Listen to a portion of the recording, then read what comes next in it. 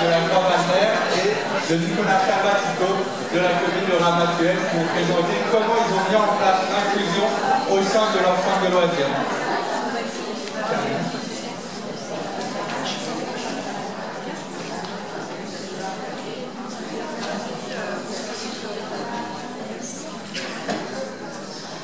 Bonjour, donc, je suis ravie de pouvoir partager avec vous aujourd'hui une expérience concrète menée au centre de loisirs de la Croix-Mater autour des jeunes en situation de handicap. Donc ce projet s'inscrit dans une volonté simple et essentielle de faire en sorte que chaque enfant, quel que soit son profil ou ses besoins, trouve sa place dans un environnement collectif, bienveillant et ouvert.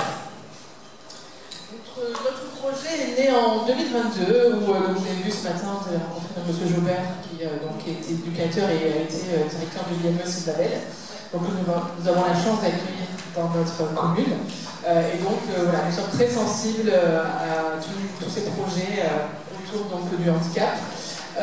Et donc en 2022, nous avons initié une semaine autour de la différence. Donc nous avons rencontré des professionnels, on a fait une grande table ronde et des activités avec les familles et les enfants. Et ça s'est terminé samedi au stade de la Croix avec plein d'associations et des jeunes qui sont venus participer à des activités. Et on a eu aussi la venue d'Arthur Baucher, que vous connaissez sûrement pour les Crémaudois, qui est champion de ski. Donc voilà, ça a commencé comme ça, et puis nous avons rencontré l'IME à cette occasion, et suite à ça, on a souhaité mettre en place un projet à long terme avec les enfants de l'IME. Donc nous les avons invités après,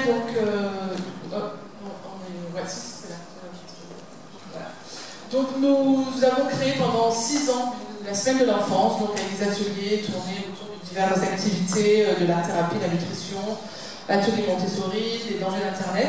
Et donc nous avons invité les enfants de l'IME à participer à des ateliers. Et donc ça s'est tellement bien passé que c'est là où on s'est dit on va pérenniser ces activités et ces rencontres dans un projet commun et régulier.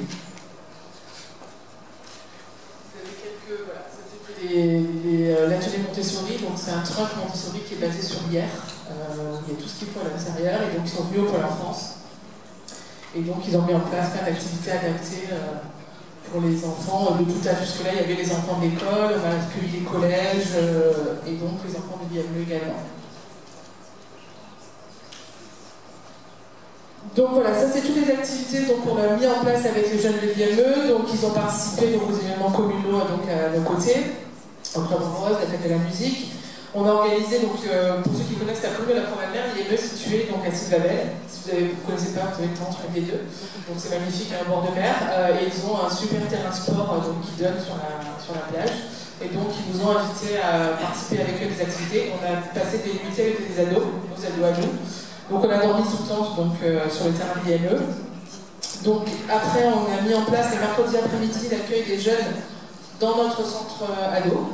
Donc ils venaient l'après-midi avec un éducateur de l'IME, ils restaient avec nos jeunes et nos animateurs. Et donc ces temps ont été pensés dans une logique d'intégration tous, avec des activités adaptées et un accompagnement bienveillant de l'équipe d'animation. Et ensuite en place des activités de mixité, des jeux collectifs, activités créatives, ateliers, etc. Donc là avec les enfants de centre de loisirs, du CP au CM2. Donc chaque action a été pensée de manière à favoriser la rencontre, le respect mutuel et la découverte des autres. Ce sont des moments simples, parfois très émouvants, mais toujours porteurs de sens. Donc après quelques photos, des activités qui ont été mises en place entre les enfants.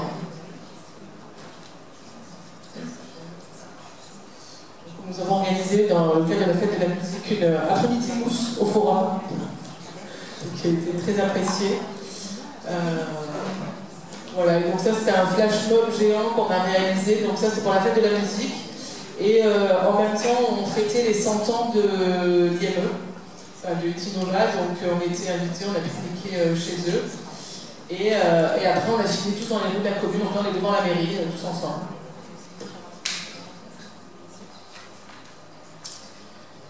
Donc après nous avons forcément des retombées très positives pour tous. Pour les enfants de l'ALSH, ces échanges ont permis de faire tomber certains préjugés liés au handicap. Ils ont appris à mieux connaître et à mieux comprendre les différences, à accepter l'autre tel qu'il est, avec ses capacités, ses besoins et ses singularités. Ils ont développé une posture bienveillante, solidaire et inclusive.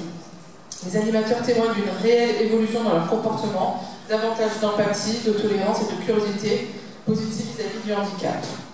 Donc pour les jeunes de l'IME, ces moments ont constitué une formidable opportunité de socialisation, d'expression et de valorisation. Être accueillis au sein d'un centre de loisirs municipal, participer à des projets communs, être considérés comme des membres à part entière du groupe sont autant de leviers qui renforcent leur estime de soi, leur autonomie et leur inclusion dans la vie locale. Et donc pour les équipes éducatives, ça c'était un plus énorme, en tout cas pour moi, mon équipe d'animation qui n'avait pas l'habitude de pouvoir partager, échanger et accueillir en tout cas les enfants porteurs de handicap. Donc ça a été, ils ont démontré une réelle volonté de co-construire le projet, puisqu'on a travaillé ensemble avec les éducateurs de l'IME. Donc des temps de coordination et d'échange réguliers ont permis d'adapter les actions, de penser l'accompagnement plus juste et de favoriser une approche partagée de l'inclusion. Cette coopération interprofessionnelle a également renforcé la dynamique du territoire. Et donc nous avons quand même eu quelques petites difficultés que nous avons réussi à résoudre. Donc l'appréhension initiale de certains enfants, mais aussi des animateurs. Au début, quand on a travaillé sur le projet, certains ont dit mais je sais pas appréhender, j'ai peur, comment ça va se passer, le regard de l'autre. Et puis finalement, lors de la première rencontre, tout est tombé.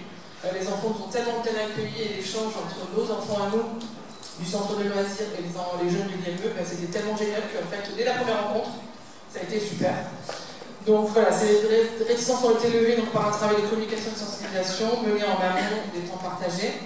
L'adaptation des activités, bien évidemment, qu'il a fallu repenser et adapter à tout public. Et donc la coordination interprofessionnelle, donc organiser ces rencontres qui demandent un vrai travail de préparation en amont entre les équipes, une bonne entente, une confiance mutuelle et une communication fluide ont été les clés de la réussite. Ces défis ont été relevés grâce à une volonté commune, un engagement fort des équipes et une approche centrée sur les besoins de chacun.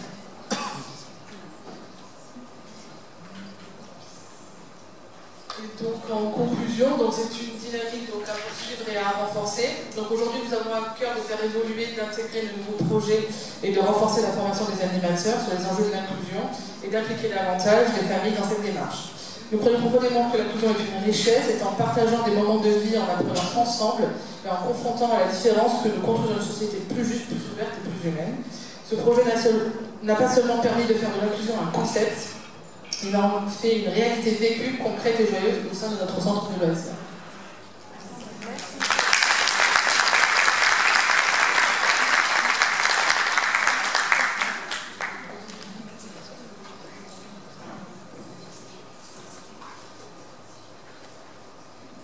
Bonjour à tous. Donc Nicolas Salvatico, responsable du pôle enfance-jeunesse à la mairie de Ramatuelle. Comme Karine l'a fait pour la première, je vais vous présenter quelques actions que nous avons menées au sein du centre de loisirs. Donc il faut bien commencer par quelque chose. Donc on a commencé par la formation des équipes. Donc le Paris 83 propose une formation inclusion et handicap. Donc comme l'a dit Baptiste tout à l'heure, dans le domaine du sport, là il y a aussi de la méconnaissance chez les animateurs ou même chez les directeurs d'accueil de loisirs. Donc pour faire tomber les premières barrières, pas mieux que des formations. Donc le Paris 83 organise une formation inclusion handicap avec un module socle d'une journée. On peut organiser en 2 demi-journées parce que c'est pas toujours facile de libérer les équipes par rapport à l'organisation de travail. Et grâce à la coordinatrice, la chargée de coopération CTG de notre territoire, on a pu mutualiser ça avec les autres communes voisines. Donc c'est bien pratique. Et l'objectif, c'est d'apporter aux équipes des accueils de loisirs une compréhension des enjeux de l'accueil des enfants en situation de handicap et un outillage de premier niveau afin que cet accueil puisse être effectif et de qualité.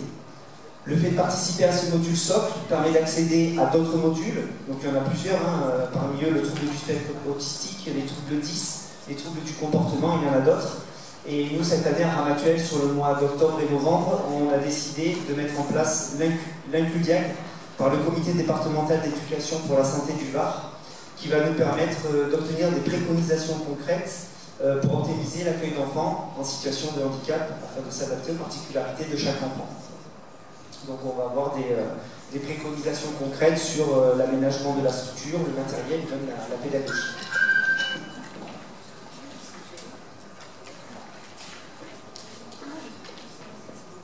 Par la suite, on a fait le choix également de sensibiliser les enfants. Donc le Paris 83 intervient également auprès des enfants de manière ludique et adaptée, par l'intermédiaire d'une bande dessinée. Donc ça permet de créer du dialogue autour de cette thématique. Et ça permet de favoriser l'empathie et la bienveillance, d'encourager le vivre ensemble, d'éduquer au respect de la différence, d'encourager l'entraide et la solidarité.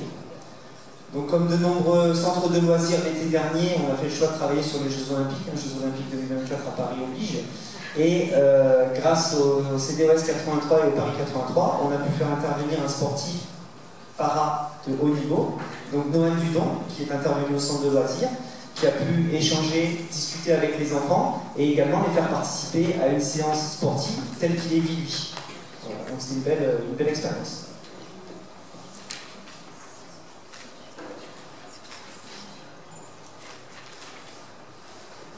On mène également des actions spécifiques, comme tout accueil.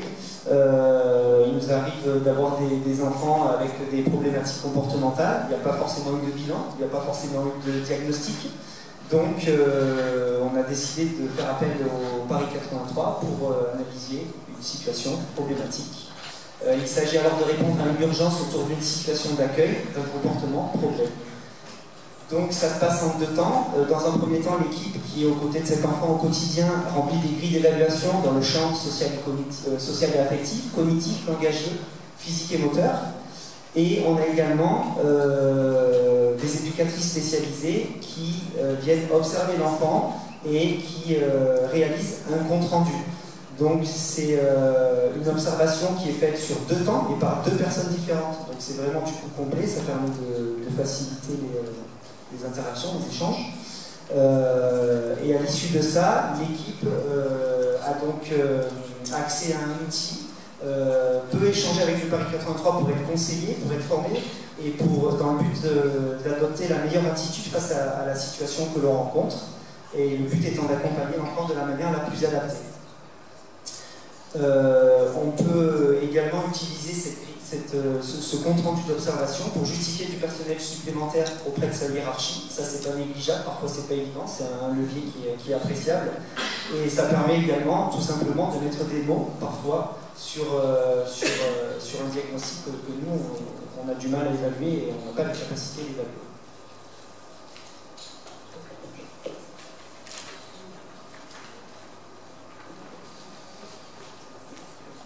Et enfin, on utilise quelques outils. Donc, il nous arrive régulièrement d'emprunter les maps pédagogiques du Paris 83. Donc, il y a différentes thématiques, il y en a plusieurs, sur l'alimentation, le sport, les émotions, il y a les espaces sensoriels, il y en a tout un tas. Donc, on les emprunte et ça permet de découvrir, tester, créer des activités qui favorisent l'inclusion dans les structures. Alors, c'est pas parce qu'on n'accueille pas d'enfants porteurs de handicap qu'on ne peut pas récupérer les mâles. Parce que justement, ce sont des outils pensés pour des besoins variés, pour aider, pour s'entraider. Et tout ça, parce que dans tous nos groupes, on a des enfants avec des difficultés d'apprentissage, de compréhension, de concentration. On en a certains qui sont plus sensibles que d'autres, donc la malle est utilisable à tout moment et adaptée. Et la précédente directrice de l'accueil de loisirs avait mis en place ce qu'on a appelé un projet d'accueil personnalisé. Donc c'est un outil qu'on utilise, c'est un document qui est co-signé entre la direction de l'accueil de loisirs et les parents d'un enfant porteur de handicap, à l'issue d'un entretien formalisé qui précède l'accueil d'un enfant porteur de handicap dans nos structures. Il est composé de 3 parties, donc une première qui concerne l'organisation interne de l'accueil de loisirs, où on va présenter aux parents et à l'enfant l'animateur qui va s'occuper de lui pendant ses jours, où on va noter les dates d'accueil de l'enfant, éventuellement ses problématiques, parce qu'un enfant autiste il peut avoir tout un tas de problématiques, et le fait de pouvoir échanger avec la famille, ben, ça va être, on va pouvoir poser des mots et concrètement noter les choses, et également les modalités d'accueil. Est-ce que c'est un enfant qu'on va pouvoir accueillir toute la semaine, sur une journée, que le matin, que l'après-midi? Donc voilà, tout ça c'est discuté avec la famille. La deuxième partie concerne la spécificité d'accueil. Est-ce que c'est un enfant qui est capable de manger tout seul? Est-ce qu'il mange de tout? Est-ce qu'il a un régime particulier? Est-ce que si c'est un enfant de 3-4 ans, ben, il est propre? Est-ce qu'il porte encore une couche? Voilà, ben, c'est des choses très concrètes qu'on va rencontrer. Également le domaine de la socialisation, de la communication du langage, l'autonomie motrice et ce que l'enfant aime faire, ce que l'enfant n'aime pas faire. Je me rappelle d'une année où on accueillait un enfant autiste et l'enfant il adorait se baigner. Ben, on accueillait tous les matins et tous les matins on l'emmenait à la plage, on s'est organisé, on avait un personnel que pour lui et voilà. Donc ce sont vraiment des choses très concrètes. Et enfin, dans une troisième partie, on retrouve le protocole en cas d'urgence. Qu'est-ce qu'on fait si l'enfant a une crise, qui on prévient et quelle est la conduite à tenir. Donc c'est vraiment un document cadre qui va formaliser les choses et utile à la fois pour la famille, pour l'animateur qui va s'occuper de l'enfant, pour l'équipe, pour le directeur.